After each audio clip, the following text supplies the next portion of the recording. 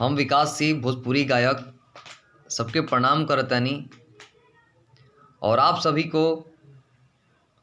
गणतंत्र दिवस की अवसर पे सबके बहुत बहुत शुभकामना।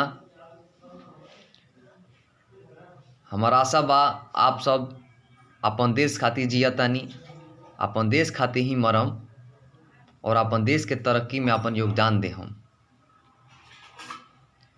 एगो गीत के माध्यम से आप लोग को शुभकामना देतानी।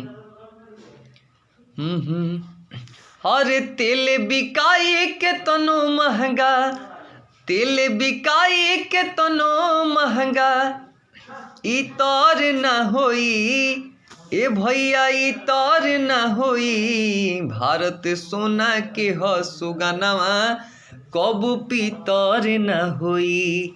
भारत सोना के ह सुगनवा, कबू पीतर न होई। हर गांधी लोहिया तिलक सुभाषया आ चंद्रशेखर आजाद के, आ वीर भगत सिंह बाबू कुंवर के, राखेला लोगवा याद के। दांते हाथी के कटाई कतनो, दांते हाथी के कटाई कतनो, अभी तोहर न होई ए भैया, भीतर न होई। भारत सोना के ह सुगनवा, कबो पीतर न होई। भारत सोना के ह सुगनवा, कबो पीतर न होई। हो कि परमारथ के पथ पर चलल, एही जाके पर पाटी हो। हीरा रतन के ढेर लगावे वाला एही जाके माटी हो।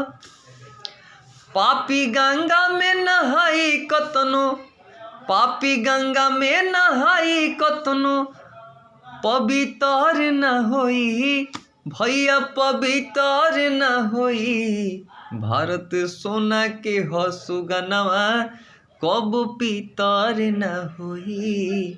भारत सोना के ह सुगनवा, कब पीतर न होई।